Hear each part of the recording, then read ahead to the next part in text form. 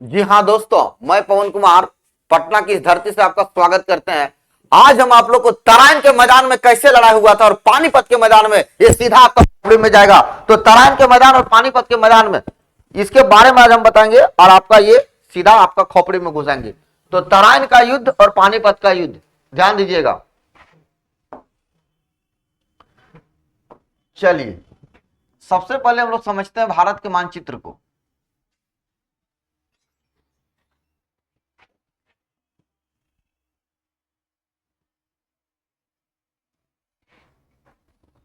चलिए ध्यान दीजिए, इस भारत के मानचित्र में अगर आप देखिएगा तो ये वाला इलाका यहां से पाकिस्तान और इधर वाला इलाका है अफगानिस्तान। एकदम समझ में आ रहा है?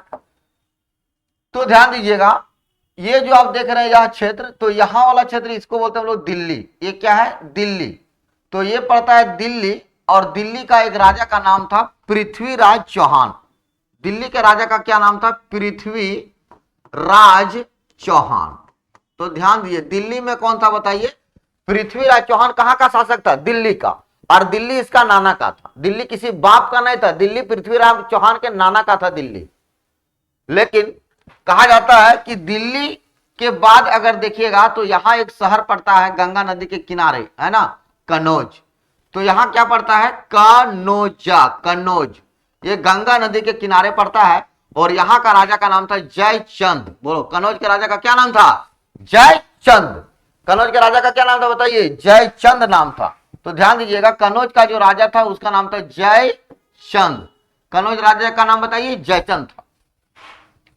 तो कन्नौज के राजा का नाम था जयचंद। ये कन्नौज पड़ता है और यहां दिल्ली में पृथ्वीराज चौहान है।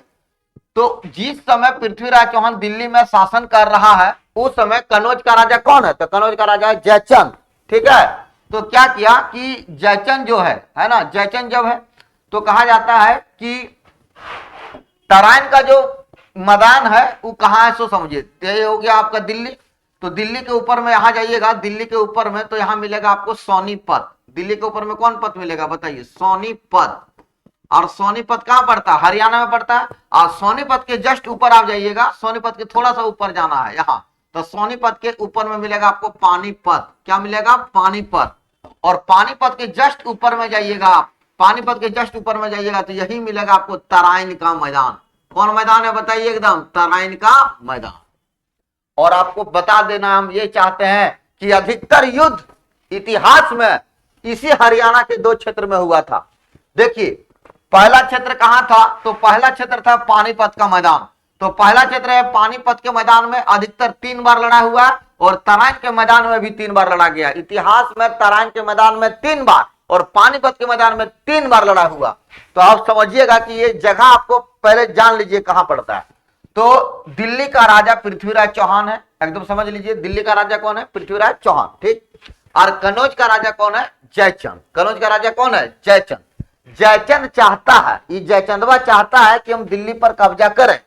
तो जयचंद का बेटा नहीं है, जयचंद का एक बेटी है। और जयचंद की बेटी का नाम है संयोगिता।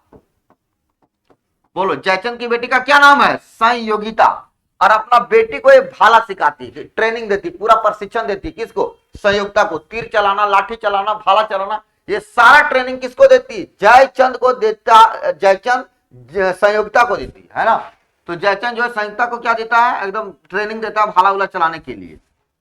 अब क्या हुआ कि अपनी बेटी को दिल्ली भेजता है। तो यहां से इसकी बेटी दिल्ली पर क्या कर लेता है? कब्जा कर लेता है। कौन? संयोगिता। तभी सूचना मिलता पृथ्वीराज चौहान को अजमेर से, और पृथ्वीराज चौहान पहुंचता अजमेर। और दिल्ली में पृथ्वीराज चौहान ने संयोगिता को जब देखा तो वहीं दिल्ली में दोनों लड़का लड़की दोनों एक दूसरे को दिल दे दिया। सवारा कि नहीं? तो एक दूसरे से मोहब्बत कहां हुआ? दिल्ली में। दिल्ली में पृथ्वीराज चौहान ने जिस लड़की को दिल दिया उस लड़की का नाम था संयोगिता। क्या नाम था? संयोगिता। किस लड़की का नाम था? तो जयचंद की बेटी का नाम। अब दिल्ली में यहां इसने दिल दे दिया और यहां एक दूसरे के बीच प्यार हो गया। किसके किसके बीच प्यार हो गया? तो पृथ्वीराज चौहान और संयोगिता के बीच मोहब्बत। और इसी मोहब्बत को पाने के लिए पृथ्वीराज चौहान ने जयचंद के दरबार पहुंचेगा और इस लड़की को लेकर भाग जाएगा। सारा कि नहीं? इसीलिए लड़ाई होता है जयचंद और पृथ्वीराज चौहान के बीच। तो आप समझिए, ध्यान दीजिएगा, हुआ क्या था कि गुजरात का एक राजपूत राजा था। गुजरात का एक राजपूत राजा था, ये वाला क्षेत्र जो पड़ता है गुजरात है ना, और ये गुजरात का यहाँ एक राजपूत राजा था और उस राजा का नाम था भीम द्वितीय।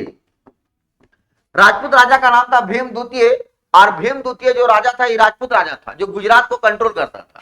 भीम द्वितीय राजपूत राजा था, गुजरात को कंट्रोल करता था। तब तक एक खबर मिला कि यहाँ का जो राजा है अफगानिस्तान के एक प्रांत का नाम है गोर प्रांत, है ना। तो अफगानिस्तान के गोर प्रांत का एक राजा है और इसी गोर प्रांत के राजा का नाम है, ये गोर प्रांत है, ठीक है। और गोर प्रांत के राजा का नाम है मोहम्मद गोरी। क्या नाम है? मोहम्मद गोरी। गोरी को खबर मिला था कि भारत को कैसे लूटना है और मोहम्मद गोरी सीधा अटैक कहां करेगा? भारत में। और गोरी यहां से निकल गया 1174 ईस्वी में और यहां से जब निकला तो पूरा मुल्तान को लूट लिया, लाहौर को लूट लिया, बलूचिस्तान को लूट लिया, सिंध को लूट लिया। और इस तरह से यहां से लूटते लूटते इसने 1175 में पूरा सिंध, बलूचिस्तान, लाहौर, मुल्तान, ये पूरा इलाका भरपूर मात्रा में लूटा मोहम्मद गोरी ने 1175 में। लूटने के बाद गोरी पहुंचता है गुजरात और 1178 में वो पहुंच गया कहां? गुजरात। 1178 में जब गुजरात पहुंचता है तो राजा रहता भीम द्वितीय।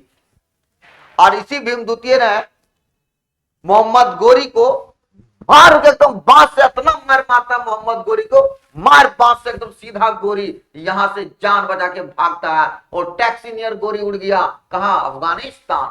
तो गोरी को गुजरात से भगाने वाला राजा, राजपूत राजा का नाम है भीम द्वितीय। इसी भीम द्वितीय ने गोरी को यहां से खदेड़ दिया।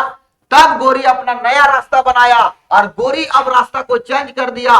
फिर से यहां से गोरी पहुंचा लाहौर से और लाहौर से घुस गया पंजाब और पंजाब के क्षेत्र में गोरी ने कब्जा कर लिया 1180 में और गोरी पूरा पंजाब को लूट लिया। उसके बाद गोरी जब आगे बढ़ा तो पहुंच गया तराइन। कहां पहुंच गया? तराइन। और 1191 में तराइन के मैदान में गोरी को दबा के मारा पृथ्वीराज चौहान, जान बचा के गोरी भागा यहां से और तराइन के मैदान से गोरी सीधा उड़ गया अफगानिस्तान और तराइन के पहला युद्ध में गोरी की हार। लेकिन जब पृथ्वीराज चौहान ने इसको भगाया यहां से तब पृथ्वीराज चौहान पहुंचा सीधा कनौज और कनौज इसके दरबार में पहुंचा और जयचंद की बेटी को घोड़ा में आगे बैठा के इस लड़की को लेके फरार हो गया और बोला मैं तुझको भगा लाया तेरे बाप के डर से। इस लड़की को लेके फरार हो गया कौन? पृथ्वीराज चौहान। इसी का बदला लेने के लिए अब जयचंद ने चिट्ठी लिखा किसके पास? पृथ्वीराज चौहान के पास। और गोरी और पृथ्वीराज चौहान, गोरी और जयचंद दोनों मिलके फिर से लड़ा करेगा इसी तराइन के मैदान में। 1192 में वो लड़ा हुआ और इस बार पृथ्वीराज चौहान की मृत्यु और पृथ्वीराज चौहान हार गया। तो ये तराइन का दूसरा युद्ध आपका क्या हो गया? खत्म। तराइन का पहला युद्ध, दूसरा युद्ध, है ना। चलिए, जय हिंद।